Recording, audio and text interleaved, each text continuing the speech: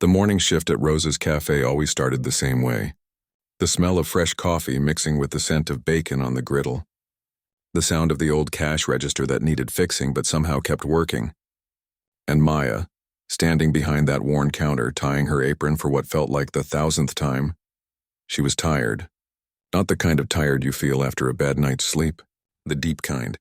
The kind that settles into your bones when you've been working 2 jobs for years and still can't get ahead. But Maya didn't complain. She never did. Complaining didn't pay bills. The lunch rush was ending when he walked in. Maya noticed him right away because everyone did. You couldn't help it. His clothes were dirty, torn at the edges. His hair was messy and needed a good wash. His shoes were falling apart, held together with what looked like duct tape. He walked slowly, carefully, like someone who wasn't sure if they were welcome. The cafe went quiet for a second. That uncomfortable kind of quiet where people suddenly find their phones very interesting, or stare really hard at their food. Maya had seen this before. Plenty of times.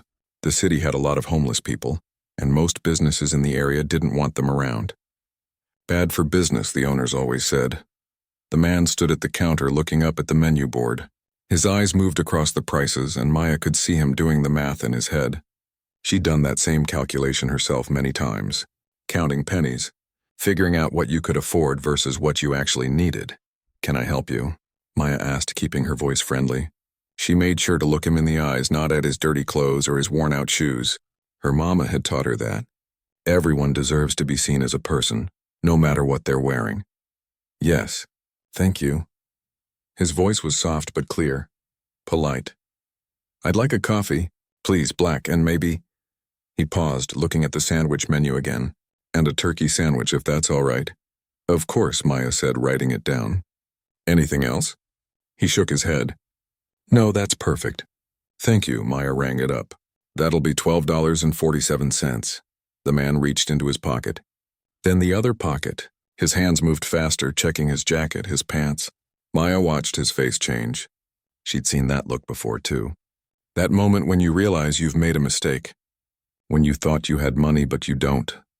"I'm so sorry," he said quietly. I must have—" His voice trailed off. He looked embarrassed, the kind of embarrassed that makes your cheeks burn and your stomach hurt. Before Maya could say anything, Mr. Chen appeared from the back office. Her manager had a sixth sense for situations like this. He was a short man with sharp eyes that never missed anything, especially anything that might cost him money. "Problem here?" Mr. Chen asked, but it wasn't really a question. His arms were crossed. "I apologize," the man said. "I thought I had my wallet. I must have lost it, or maybe someone. Anyway, I'm sorry to waste your time." "No wallet, no food," Mr. Chen said flatly. "You need to leave now." "You're bothering my customers." Maya glanced around. Nobody was being bothered. Most people were back to their own conversations, their own lives. But she knew Mr. Chen. He didn't like homeless people in his cafe.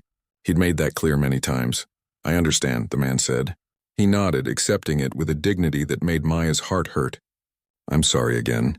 He turned to leave, and Maya felt something twist in her chest. She thought about her mama, lying in that hospital bed last month. She thought about how scared she'd been, how helpless. She thought about the nurse who'd held her hand and told her everything would be okay. Even though they both knew the bills were piling up and Maya had no idea how she'd pay them. "Wait," Maya heard herself say. The word came out before she could think about it. Everyone looked at her. The man stopped walking. Mr. Chen's eyes narrowed. "I'll pay for it," Maya said. "What?" Mr. Chen looked at her like she'd lost her mind. "Maya, don't be stupid. It's my money. I can spend it how I want." Her voice was steadier than she felt inside. Mr. Chen made a disgusted sound. "Fine, waste your money. But make it quick. We have real customers waiting." There were no customers waiting, but Maya didn't argue. She reached under the counter where she kept her tip jar. It was an old pickle jar with a piece of paper taped to it that said, "Thank you," in her handwriting. She'd been saving those tips for weeks. Every dollar, every quarter, every dime. She was supposed to pick up her mama's prescription after work. The medicine cost $32, and she had almost enough. She counted out $12.47. Her hands shook a little as she put the bills and coins on the counter. That was almost half of what she'd saved. She'd have to work extra shifts to make it up. Maybe pick up some extra cleaning work at the office building where she worked nights. You don't have to do this, the man said. He was looking at her with an expression she couldn't quite read. Surprise, definitely. But something else too, something deeper. It's just lunch, Maya said, smiling even though her stomach was tight with worry about the money. Everyone deserves lunch. She made his coffee, fixed his sandwich exactly the way he ordered it. She even added a few extra pickles because they were free and she figured he might be hungry. Really hungry? The kind of hungry where extra pickles matter. The man took his food to a corner table. Maya watched him from behind the counter while she worked. He didn't eat fast like she expected. He ate slowly, carefully. He seemed to be tasting every bite, making it last. It reminded her of how she ate when she was a kid and food was scarce. You learn to make meals last, to appreciate every single bite because you didn't know when the next one would come. Mr. Chen had gone back to his office, probably to count money or check security cameras or whatever he did back there. The other customers had returned to their own worlds. But Maya kept glancing at the man in the corner. She wondered about his story. Everyone had a story. How did he end up on the streets? Did he have family? Did anyone know where he was? About 20 minutes later, he stood up. He'd finished every bit of his sandwich, drunk all his coffee. He even ate the pickle. He brought his dishes to the counter, stacking them neatly. "Thank you," he said. "You have no idea what this meant to me." "It's okay," Maya said. "Really?" "No," he shook his head. "It's not just okay. It's more than that. I've been walking around this city for weeks, and you're the first person who looked at me like I was human. The first person who didn't cross the street or pretend I was invisible." Maya felt her throat get tight. Everyone has hard times. We all need help sometimes. "What's your name?" he asked Maya. He smiled. It transformed his whole face. Under all that dirt and exhaustion, she could see he probably wasn't that old. Maybe in his 40s. And his eyes were kind. "Really kind. I'm James," he said. "And I want you to know, Maya, that what you did today matters. More than you think. I just bought you lunch, James. It's not that big of a deal." "It's everything," he said quietly. Then he said something that gave her chills. "Kindness always finds its way home, Maya, always. Remember that." He turned to leave, and Maya called after him. "Wait, James, do you need anything else?" "I mean, I don't have much, but if you need help finding a shelter or..." "I'll be all right," he said. "But thank you for everything." She watched him walk out the door and disappear into the afternoon crowd. The cafe seemed quieter after he left. Maya looked down at her tip jar. It was lighter than before, much lighter. She did the math in her head. She had $18.35 left. Her mama's prescription was $32. She'd have to ask the pharmacist if they could hold it another day or two. Maybe she could pick up an extra shift tonight. "You're an idiot," Mr. Chen said from behind her. She hadn't heard him come back. Maya turned around. Maybe. That guy probably isn't even really homeless. Probably has a whole scam going. Goes to different restaurants, pretends he can't pay. Hopes some sucker will feel sorry for him. "Maybe," Maya said again. She didn't believe it, but arguing with Mr. Chen never helped. "You work hard for those tips. You should be smarter with your money." Maya bit her tongue. Mr. Chen didn't know about her mama. He didn't know about the hospital bills or the night shifts or the broken heater in their apartment that the landlord refused to fix. He didn't know that being smart with money was all she ever did. Every single day, every single decision. And maybe that's exactly why she decided to do this one not smart thing. "I'll remember that," she told him. The rest of the day passed slowly. Maya's feet hurt from standing. Her back ached. A customer got angry because their order took too long and didn't leave a tip. Another one spilled coffee and she had to clean it up. Normal stuff, regular problems. But she kept thinking about James, about the way he'd eaten that sandwich like it was the best meal he'd ever had. About the way he'd said her name like it mattered, about that strange thing he'd said about kindness finding its way home. She'd never told him her name. She was sure of it. She'd only said it when he asked, after he'd already been eating. So how had he known? Maybe she had said it and just forgot. Maybe he'd heard Mr. Chen say it. That must be it. When her shift finally ended, Maya untied her apron and grabbed her jacket. Her whole body hurt. She had 3 hours until her night shift started at the office building downtown. Just enough time to go home, check on her mama, maybe eat something cheap like ramen noodles. She counted her tip jar one more time. $18.35. Not enough for the prescription. She'd have to call the pharmacy and explain, again. They were getting tired of her explanations. As she walked out of the cafe, the evening air hit her face. It was getting cold. Winter was coming, and winter was always the hardest time. Higher heating bills. More sickness. Longer nights. She thought about James again. Where would he sleep tonight? Did he have a coat warm enough for winter? Would he be okay? Maya shook her head. She had to stop thinking about it. She had her own problems to worry about, her own life to manage. She'd done a nice thing, and that was good. But now she had to focus on reality, on getting through tonight, through tomorrow, through next week. But as she walked home through the crowded streets, past the people in their nice clothes going to their nice dinners, past the closed shops and the bright lights, she felt something she hadn't felt in a long time. She felt like maybe, just maybe, doing the right thing was worth it. Even when it cost you. Even when it made your life harder. Even when nobody else would ever know or care. Because she would know. And that mattered. She didn't know it yet, but everything was about to change. That $12.47 was about to become the best investment she'd ever made. Tomorrow would bring answers to questions she didn't even know she'd asked. But tonight, Maya was just a tired waitress walking home, hoping her mama was feeling better, hoping the prescription could wait one more day, hoping that kindness really did find its way home. She had no idea how right James had been. Maya didn't sleep well that night. She kept waking up, thinking about the prescription she couldn't afford yet, thinking about James and wondering if he'd found somewhere warm to sleep. At 4 in the morning, she finally gave up and got out of bed. Her mama was already awake in the next room. Maya could hear the television on low, playing one of those early morning news shows. Her mama didn't sleep much anymore. The pain kept her up most nights. "You're up early, mija," her mama said when Maya peeked in.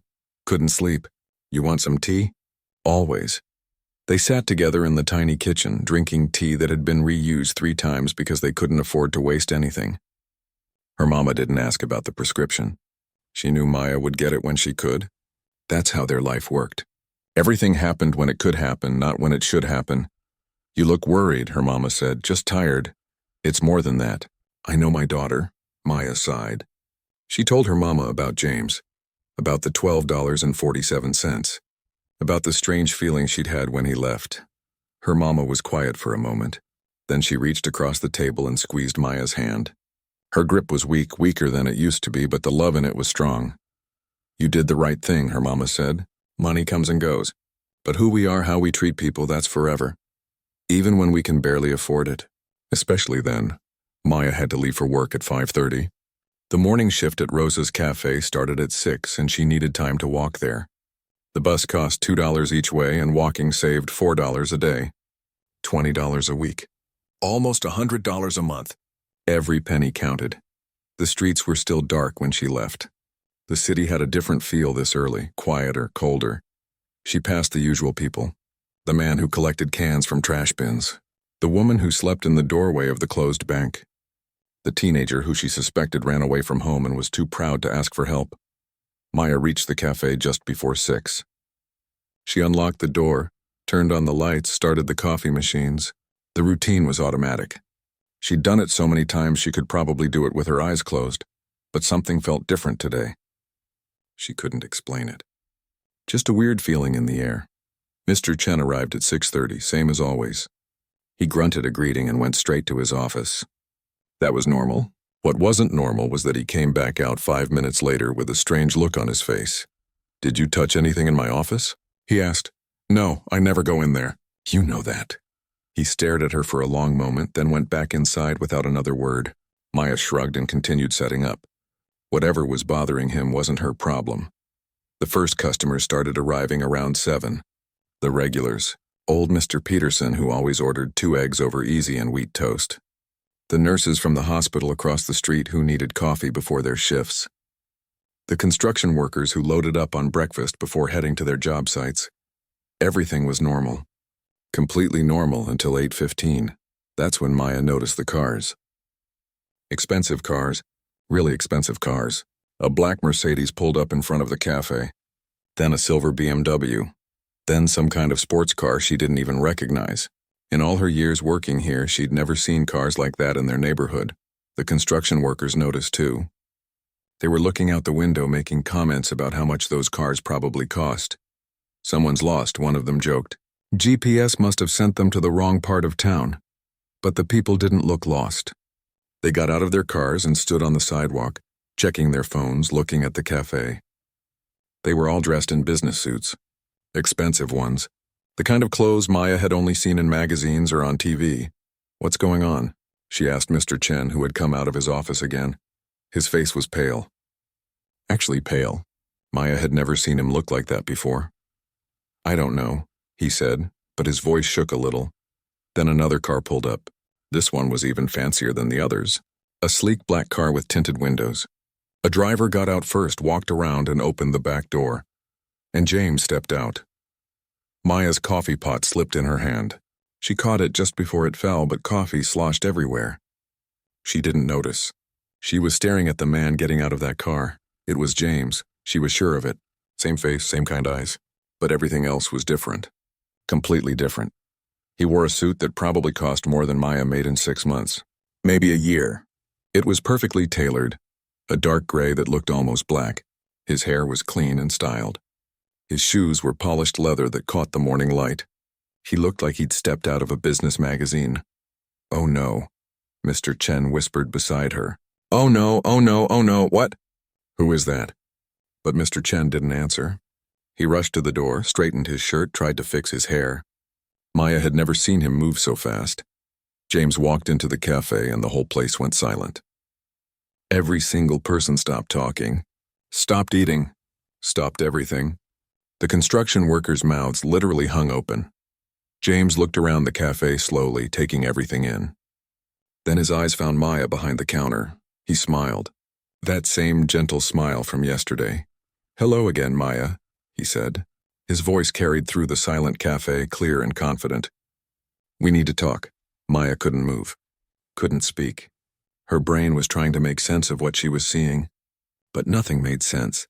"You see," James continued, walking toward the counter, "I control everything here." "Mr. Whitmore." "Sir?" Mr. Chen rushed forward, practically tripping over himself. "We weren't expecting you until next month.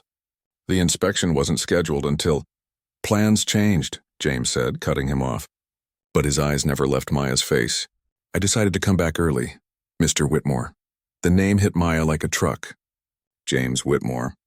She'd heard that name before. Everyone in the city had heard that name. He owned half the buildings downtown. He was in the newspaper all the time. He was one of those billionaire types who had more money than Maya could even imagine. And yesterday she'd bought him a turkey sandwich. "I'm confused," Maya said. Her voice came out small and shaky. "I know," James said kindly, "and I'm sorry for the confusion. But I needed to see something, and now I have. Mr. Chen, I need your office now." Of course," Mr. Chen babbled. He was sweating. Actually sweating. "Whatever you need, sir. Anything at all." James turned to the people who'd come with him. "Give us a few minutes. Order some coffee. My treat." Then he looked at Maya. "Can you join me in the office, please?" It wasn't really a question. Maya's hands were shaking as she untied her apron. She walked past the staring customers, past Mr. Chen, who looked like he might be sick, and followed James into the back office. The office was small and cramped, with a desk covered in papers and a filing cabinet that didn't close all the way. James looked out of place there like a diamond in a toolbox. He gestured to the chair. "Please sit." Maya sat. Her heart was pounding so hard she could hear it in her ears. James leaned against the desk. For a long moment he just looked at her. Not in a creepy way. More like he was trying to figure something out. "You're wondering what's happening," he finally said. "Yeah, just a little bit." He almost laughed. "Fair enough. Let me explain.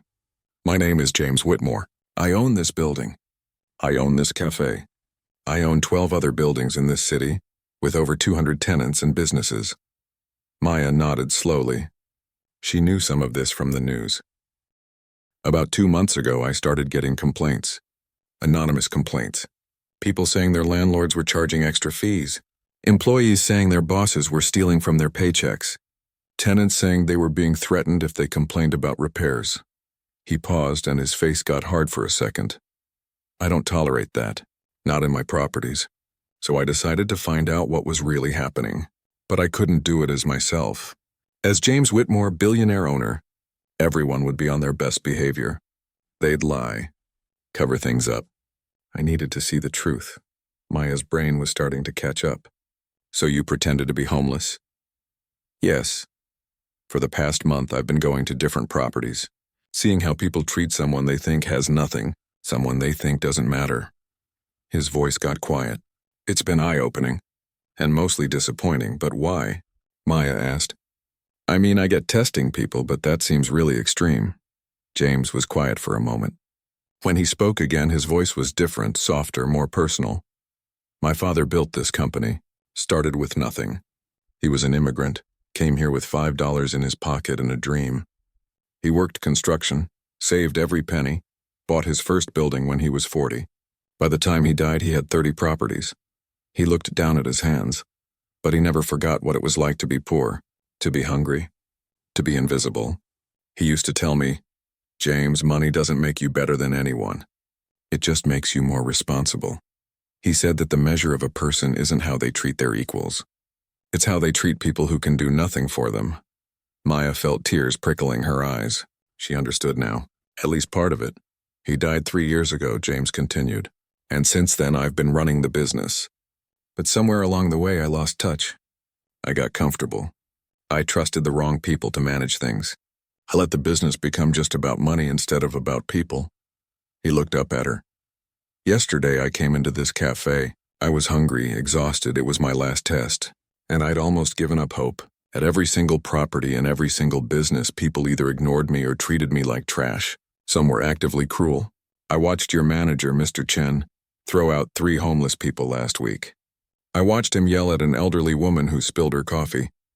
I watched him dock an employee's pay because she was 5 minutes late when her bus broke down. Maya's stomach turned. She'd seen some of that, but hearing it laid out like this made it worse. And then you paid for my lunch, James said simply. You gave me almost half of your tip money. Money I later found out you were saving for your mother's prescription. You gave it to a stranger without hesitation. You looked me in the eyes. You treated me like a human being. He pulled out a folder from his briefcase and set it on the desk. Do you know what's in here, Maya? She shook her head. Evidence, documentation, proof that your manager, Mr. Chen, has been stealing from his employees for over 2 years, skimming tips, reporting fewer hours than people actually worked, charging them for uniforms and training that should have been free. In total, he's stolen over $40,000 from the people who work here. Maya felt sick. $40,000. That was life-changing money for people like her. That was rent and food and medicine and hope. From you alone, James continued, he's stolen approximately $3,000 over the past 3 years. $3,000. Maya's mama could have had her surgery 6 months earlier with that money. They could have fixed the heater, bought warm clothes for winter, paid off some of the medical bills. I'm going to be sick, Maya whispered. I know, and I'm sorry. I'm sorry I didn't catch this sooner. I'm sorry you and others suffered because I wasn't paying attention. James pushed the folder toward her. But I'm fixing it now. Chen is fired. So are 3 other managers in my other properties. They're all going to face legal consequences for what they've done. Maya's head was spinning. This was too much. Too fast, but that's not why I asked you here, James said. I have a question for you, Maya, and I need you to really think about your answer. She looked up at him. How would you fix this? Not just this cafe, all of it. If you had the power to make things right, to rebuild the way these businesses run, what would you do? Maya stared at him. Was this a test? Another game? I'm serious, James said, reading her expression. I need someone I can trust. Someone who understands what it's like to struggle. Someone who sees people, not just employees or tenants or problems. Someone who would give their last dollar to help a stranger because it's the right thing to do. He leaned forward. I'm offering you a job, Maya. Regional Manager of Community Relations. You'd help me rebuild this the right way. Make sure people are treated fairly. Make sure employees get what they deserve. Make sure my father's values actually mean something. The room felt like it was spinning. Maya gripped the edge of the chair. I can't, she said. I'm just a waitress. I didn't even finish college. I don't know anything about management or business or... You know the most important thing, James interrupted. You know how to treat people with dignity. Everything else can be taught, but that comes from who you are, and that's exactly what I need. He pulled out another paper and slid it across the desk. Maya looked down at it. It was a contract. Her eyes went to the salary line and her heart stopped. That was more money than she made in an entire year, maybe 2 years. Think about it, James said. Take the day. Talk to your mother. But Maya, I want you to know something. Yesterday, when you paid for my lunch, you passed a test you didn't know you were taking. You showed me that there are still good people in this city, people worth fighting for, people worth building something better for. He stood up and extended his hand. Thank you for the sandwich. It was the best $12.47 I've ever received. Maya shook his hand, her mind completely blank. She walked out of that office in a daze. The cafe was buzzing with whispers. Everyone had questions. Mr. Chen looked like he was going to cry or scream or both. But all Maya could think was that yesterday she'd been worried about $18. And today, her entire life had just changed. Maya stood outside the cafe, staring at the contract in her hands. The morning sun was getting brighter and the paper almost seemed to glow. Her shift wasn't over. She still had 4 more hours to work, but nothing felt real anymore. Inside, she could see Mr. Chen arguing with one of the men in suits. His face was red, and he kept pointing at papers they were showing him. Part of her felt bad for him. Just a small part. The rest of her kept thinking about that number. $3,000. Money that should have been hers. Money her mama needed, you okay? Maya jumped. One of the construction workers, an older guy named Tommy, was standing beside her. He'd been coming to the cafe for years, always left a good tip even when he probably couldn't afford it. Yeah. No. I don't know, Maya said honestly. Tommy nodded like that made perfect sense. That was James Whitmore in there, the real estate guy. I know. He looked pretty interested in talking to you. Maya didn't know what to say. The whole thing still felt like a dream. Like she'd wake up any second and be back to her normal life, worrying about normal things. Whatever he offered you, Tommy said quietly. I hope you take it. You're too good for this place, Maya. Always have been. He walked away before she could respond. Maya looked down at the contract again. The words were swimming on the page. She needed to think. She needed to talk to someone who would understand. She needed her mama. Maya went back inside. Mr. Chen was gone, escorted out by 2 of the suited men. One of James's assistants, a woman with kind eyes and a professional smile, approached her. Mr. Whitmore wanted me to tell you that you can take the rest of the day off. Paid, of course. He said you probably need time to think. But my shift is covered. Don't worry about anything here, just go. Think about the offer. Maya grabbed her jacket and her bag. On her way out, she passed Jennifer, another waitress who worked the late morning shift. Jennifer grabbed her arm. Is it true? Jennifer whispered. Is Chen really fired? I think so. Jennifer's eyes filled with tears. He shorted my paycheck 3 times last month. I've been eating cereal for dinner because I can't afford anything else. My kids keep asking why we don't have meat anymore. Maya squeezed her hand. She didn't know what to say. What could she say? That she knew how that felt? That she'd been there too? Words didn't fix hunger. It's going to get better, Maya said, and she hoped it was true. I think things are really going to change. The walk home felt longer than usual. Maya's mind was racing. The job offer. The money. The responsibility. It was too much. Way too much. She was just a waitress. What did she know about being a manager? About running anything? But then she thought about Jennifer. About Tommy. About all the other people working in James's buildings who were being cheated and mistreated. Maybe she didn't know about business, but she knew what it felt like to be them. Wasn't that worth something? Her mama was in the kitchen when Maya got home. She was trying to make lunch with the few things they had in the cupboard. Some rice, a can of beans, an onion that was starting to go soft. Mia, why are you home so early? Did something happen? Maya sat down at the kitchen table, and then everything just poured out. The whole story. James being homeless except not really homeless. The revelation about Mr. Chen stealing. The job offer. The money. All of it. Her mama listened without interrupting. She just kept stirring the rice, but Maya could tell she was hearing every word. When Maya finally finished, her mama turned off the stove and sat down across from her. Show me the contract, her mama said. Maya slid it across the table. Her mama put on her reading glasses, the ones with the bent frame that they kept meaning to fix. She read slowly, carefully, her lips moving slightly with the words. This salary, her mama said finally. This is real? I think so. I mean, it's all so crazy, but yeah, I think it's real. Her mama was quiet for a long moment. Then she did something Maya didn't expect. She started laughing. Not a small laugh. A big full laugh that made her whole body shake. "Mama, what?" I'm sorry, her mama said, wiping her eyes. "It's just, yesterday you were worried about $12. And today someone wants to pay you this much to help people. Don't you see how perfect that is?" "I'm scared," Maya admitted. "What if I can't do it? What if I mess everything up?" Her mama reached across the table and took both of Maya's hands in hers. "Listen to me. When you were little, maybe 5 years old, we went to the grocery store. Remember that?" Maya shook her head. "There was a woman there with 3 kids. She was at the checkout counting her money and she didn't have enough. She was almost crying, trying to decide what food to put back. And you, my little 5-year-old daughter, you walked up to her and gave her your birthday money. $5. It was supposed to be for a toy you wanted." Her mama's eyes were wet now. "I asked you why you did that. You know what you said? You said she needed it more than I need a toy, Mama. 5 years old and you already understood. That's who you are, Maya. That's who you've always been. This job, it's just a bigger version of what you've been doing your whole life. But I don't know anything about business. You know about people, and people are what business should be about." Her mama squeezed her hands. "Take the job, mija. Help those people who are struggling like we've struggled. Be the person you wish had been there for us all these years." Maya felt tears running down her face. "What about you? I can't leave you alone. You need me. I need you to be happy. I need you to use this gift you've been given. And besides," her mama smiled, "with that salary we can afford a home care nurse.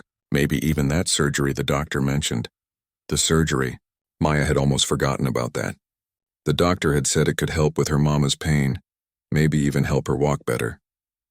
But it cost thousands of dollars and their insurance barely covered anything. It had been a dream, an impossible dream. "You really think I can do this?" Maya asked. "I know you can, but there's one thing you need to do first." "What?" "Don't just take the job. Make it count. Make demands. Get what those workers need. You have power now, Maya. Use it." Her mama was right. This wasn't just about her anymore. James was giving her a voice. A real voice. She needed to use it for everyone who'd been silent for too long. Maya looked at the contract again. But this time, instead of being overwhelmed, she started thinking. Really thinking. What did the workers need? What would actually make a difference? She grabbed a pen and a piece of paper and started making a list. By the time she was done, she had 2 full pages of notes. Fair wages, health insurance, paid sick leave, a fund for emergencies, protection from retaliation, anonymous complaint systems, and most importantly, back pay for everyone who'd been cheated. Every single person needed to get back what was stolen from them.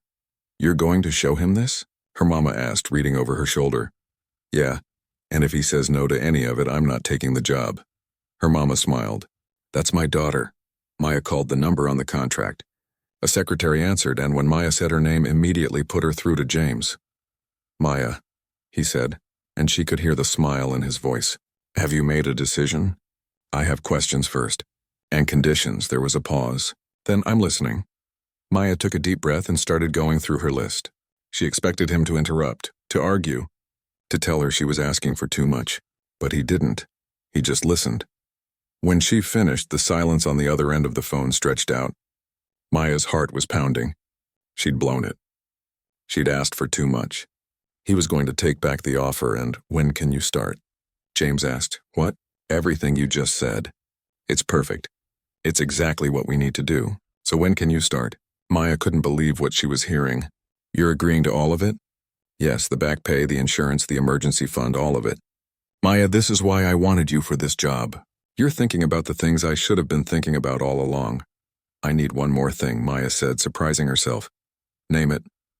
"My mama. She needs surgery. The company's insurance, can it cover her? And can I have enough flexibility to take care of her when she needs me?" "Done. Send me her medical information and I'll have our best insurance plan cover her immediately. And yes, you'll have all the flexibility you need. Family comes first. Always." Maya felt like she couldn't breathe. This was really happening. All of it. "So," James said, "I'll ask again. When can you start?" "I need 2 weeks. I have to give notice at my night job, and I need to make sure my mom is settled with the new insurance, and 2 weeks is fine. But Maya, there's one thing we need to do first." "What's that?" We need to tell your coworkers what's happening, together. They deserve to know that things are changing, that they're getting back what was stolen from them, and they deserve to hear it from you. 3 hours later, Maya was back at the cafe, but this time she wasn't wearing her apron. James had arranged for all the employees from all 3 shifts to be there. Not just the cafe workers, but the janitors, the maintenance staff. Everyone. The cafe was packed. Jennifer was there with her kids. Tommy and the other construction workers. People Maya had seen around but never really talked to. All of them looked confused and worried. James stood at the front of the room. Maya stood beside him, her hands shaking. "Thank you all for coming," James began. "I know this is unusual, and I know many of you are worried about your jobs. Let me start by saying this: you're not fired. None of you. But there are going to be changes. Big changes." He explained everything. The investigation, the theft, the firings of the managers who'd been stealing. People gasped. Some cried. Jennifer grabbed Maya's hand and squeezed so hard it hurt. "But here's the important part," James continued. "Every penny that was stolen from you is being returned. With interest. Some of you are owed hundreds of dollars. Some are owed thousands. You'll all receive checks within the week." The room erupted. People were talking over each other, crying, laughing, hugging.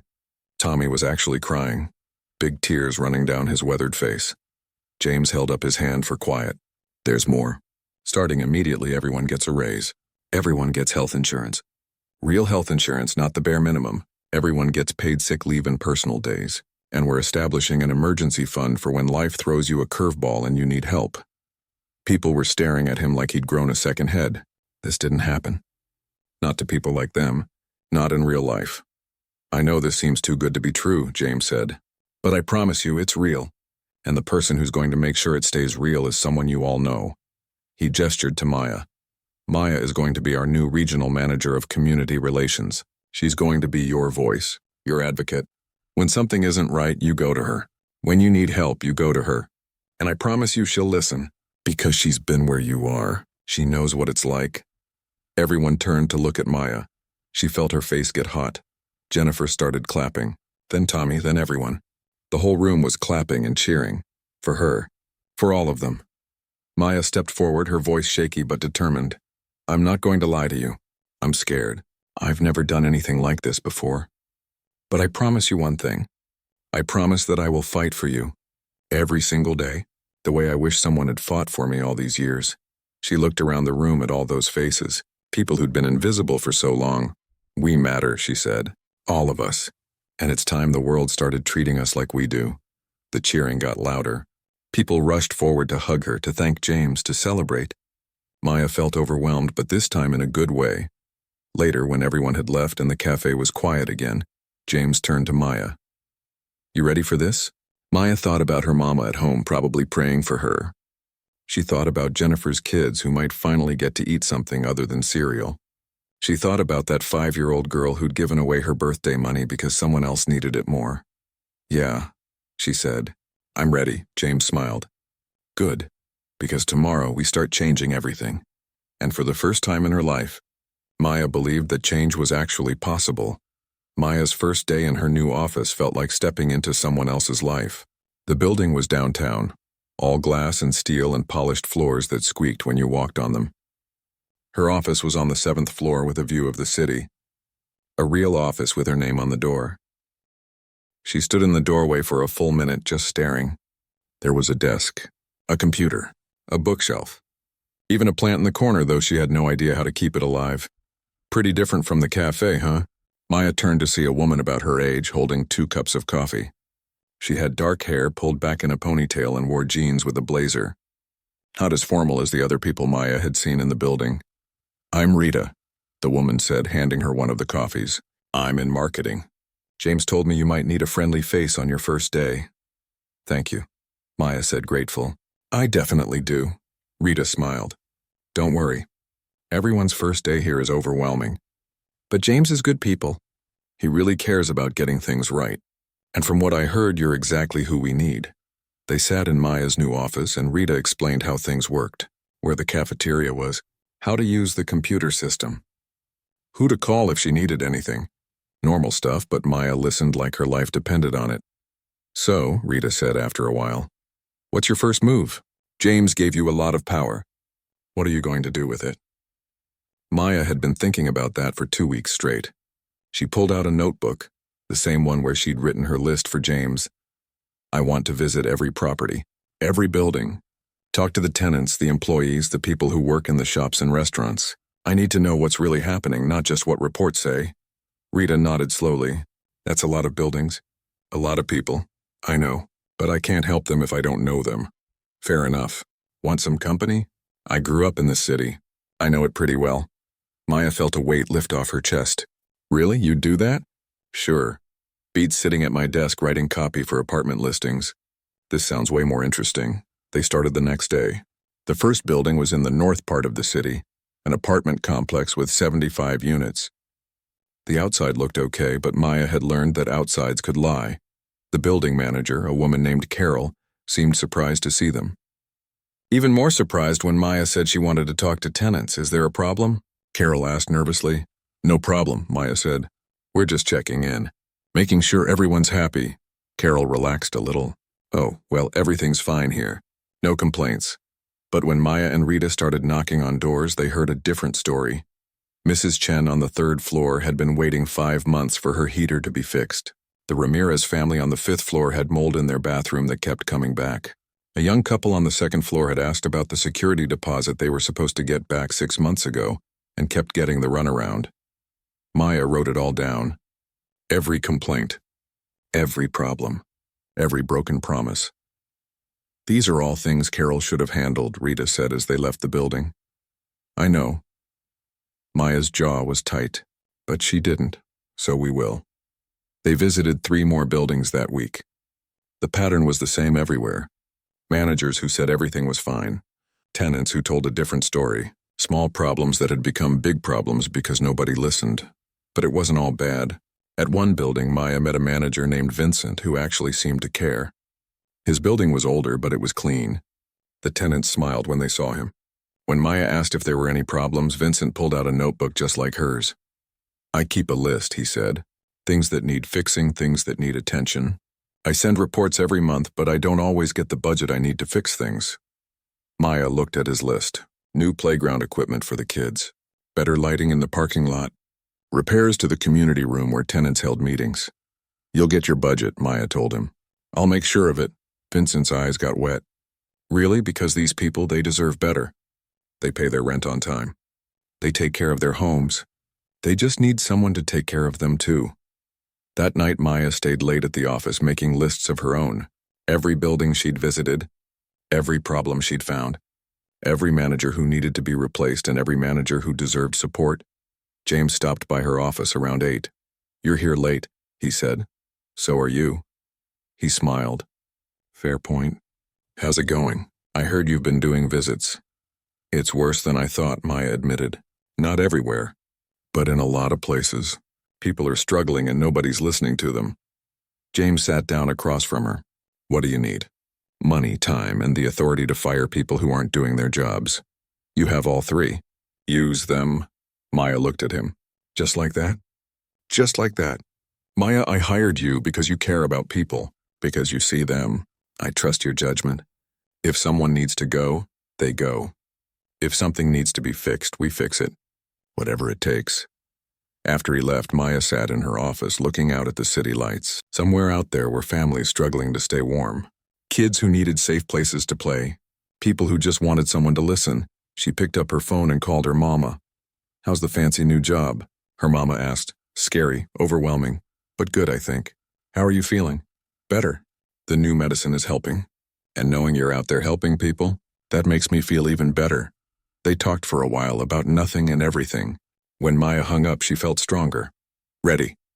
The next morning, Maya called a meeting. All the building managers. All of them in one room. Some of them looked annoyed. Some looked worried. Vincent looked excited. Maya stood at the front of the conference room. Her hands were shaking, but she kept them behind her back where nobody could see. Thank you for coming, she began. I'm Maya Rodriguez, and I'm the new regional manager of community relations. Over the past 2 weeks, I've visited many of our properties. I've talked to tenants. I've seen the conditions they're living in. And I've learned a lot.